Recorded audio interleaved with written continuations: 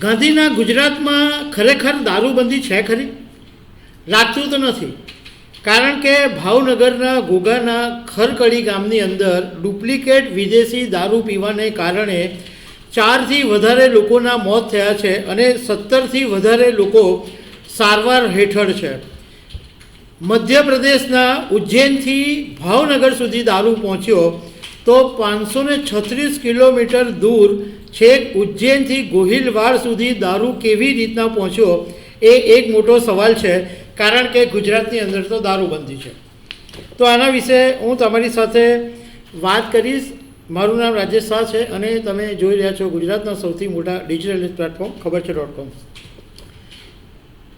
ગાંધીના ગુજરાતમાં એક એવી ઘટના બની છે કે જેણે આખા તંત્રને, રાજકારણને, પોલીસને, બધાને હચમચાવી નાખ્યું છે. એટલી સનસનાટી મચી ગઈ છે કે બધા જ દોડતા થઈ ગયા છે અને ગુજરાતમાં દારૂબંધી માત્ર કાગળ ઉપર જ છે એવું લાગી રહ્યું છે. હવે આની શરૂઆત ક્યાંથી થઈ? તો વાત એમ છે કે ભાવનગરમાં ખરકડી કરીને એક ગામ છે, એમાં વિશ્વરાજસિંહ ગોહિલ નામનો એક યુવાન છે જેની પોલીસ ભરતીમાં પસંદગી થઈ, એટલે એ પોલીસમાં સિલેક્ટ થયો.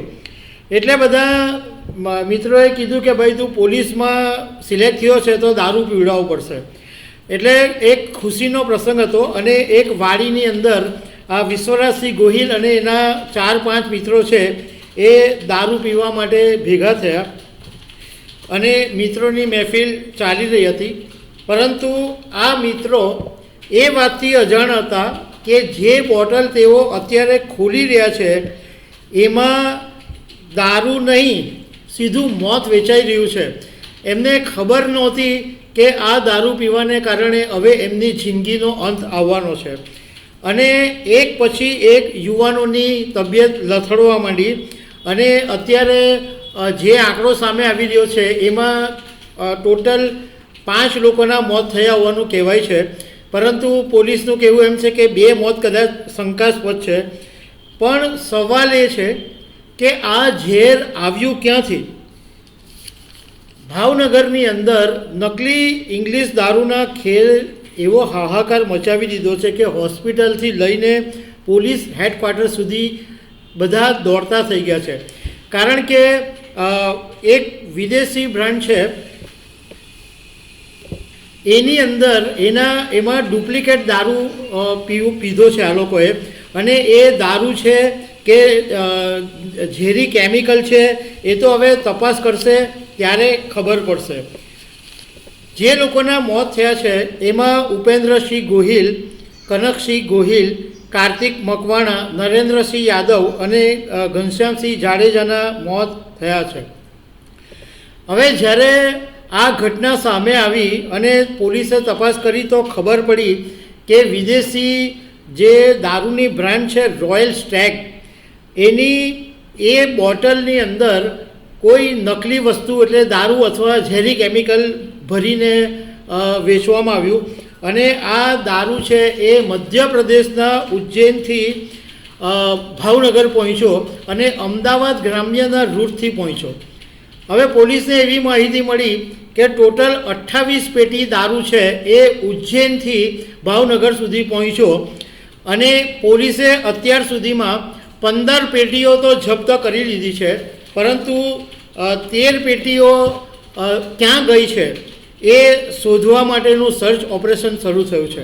હવે મિત્રોની મહેફિલ ચાલુ થઈ, મિત્રોની મહેફિલમાં એ પછી મોત થવાના શરૂ થયા અને પછી ધીમે ધીમે તો ખબર પડી કે જે લોકો બીજે પણ રોયલ સ્ટેગનો દારૂ પીધેલો હતો એ બધાને પણ હાલત બગડી ગઈ અને એ બધાને પણ હોસ્પિટલની અંદર દાખલ કરવામાં આવ્યા. 5 ગામના 20 લોકોને અસર થઈ હોવાનું જાણવા મળ્યું છે.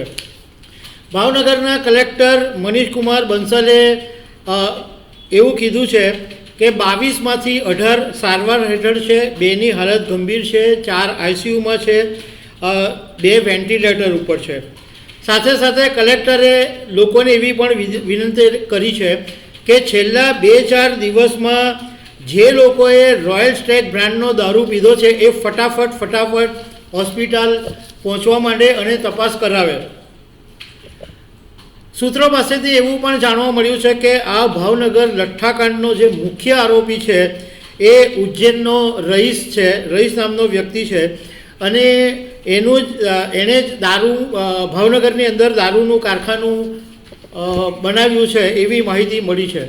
હવે આ ઘટનાના એવા પ્રત્યાઘાત પડ્યા કે 18મીએ મોડી રાત્રે હર્ષ સંઘવી અમદાવાદ એરપોર્ટ પર હતા અને ત્યાં તાત્કાલિક મિટિંગ કરવામાં આવી અને એ મિટિંગને આધારે સ્ટેટ મોનિટરિંગ સેલને તપાસ સોંપવાનો હર્ષ સંઘવીએ તાત્કાલિક આદેશ કર્યો અને સ્ટેટ મોનિટરિંગ સેલના એસપી મયુરસિંહ ચાવડા તાત્કાલિક ભાવનગરની અંદર પહોંચી ગયા છે.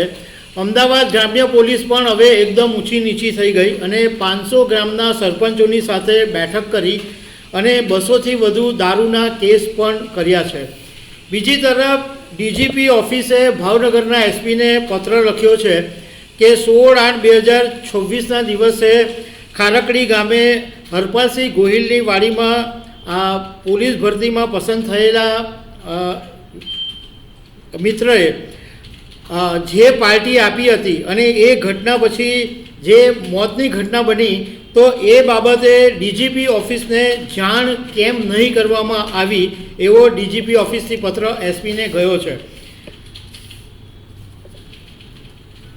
હવે આની અંદર સૌથી મોટો સવાલ એ છે કે હમણાં તાજેતરની ઘટનાની વાત કરીએ તો સુરતમાં ડુમ્મસની અંદર પોલીસે દરોડા પાડ્યા અને લગભગ 22 લોકોને દારૂ પીતા પકડ્યા અને ફોટા પાડ્યા અને મીડિયામાં ચગાવ્યું ને એ પછી બીજા દિવસે 6 વેપારીઓ પણ પકડાયા. સવાલ એ ઊભો છે કે આવા જે લોકો ઘરની અંદર બેસીને દારૂ પીએ છે એવા લોકોને પકડો છો, એના કરતાં બુટલેગરો પર લગામ કસતા તમને કોણ રોકે છે? બધા જ મોટા ભાગના અધિકારીઓ કે મોટા રાજકારણીઓને ખબર જ છે કે દારૂ ક્યાંથી આવે છે, ક્યાં જાય છે અને આ ઘટનામાં પણ એવું જ બનવાનું છે. હમણાં 2-4 દિવસ ધમધમાટ ચાલશે, પૂછપરછ ચાલશે, એક્શન લેવાશે, પછી 4 દિવસ પછી બધું ઠેરનું ઠેર. મીડિયા પણ હમણાં હોબાળો મચાવશે અને પાછું દારૂ ગુજરાતની અંદર રેલમછેલ થતો જ રહેશે, દારૂની પેટીઓ આવતી જ રહેશે અને દારૂઓ અટકવાનો નથી. કારણ કે જો સરકારની ખરેખર વિલિંગનેસ હોય તો જડમાંથી પકડે કે આ દારૂ જે બુટલેગરો આવે છે એ જ બંધ કરાવે, પણ એ સરકાર કરાવતી નથી. તો દર્શક મિત્રો, આવા અનેક અપડેટ સાથે મળતા રહીશું. આભાર.